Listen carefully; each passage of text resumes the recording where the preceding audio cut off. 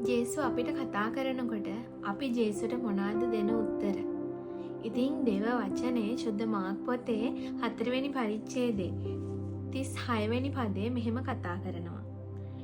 මේ ස්ථානයේදී කුණාටුවක් නිශ්චල කිරීම. ගෝලයෝ 12 දෙනාට ජේසු කියනවා ජේසුගේ කැඳවීම මෙතන සිද්ධ වෙනවා. ජේසු කැඳවනවා. එන්න අපි එගොඩට යමු කියනවා ජේසුස් වහන්සේ. එතනදී ගෝලයන්ගේ ප්‍රතිචාරය මොකද කියලා අපි බලමු.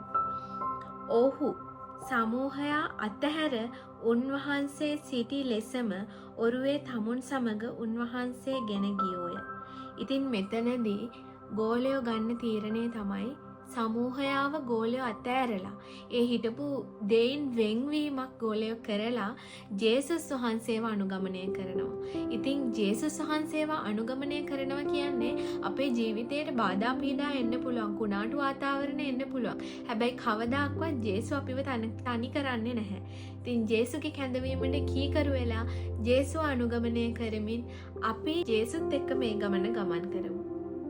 ජේසු පිහිටයි.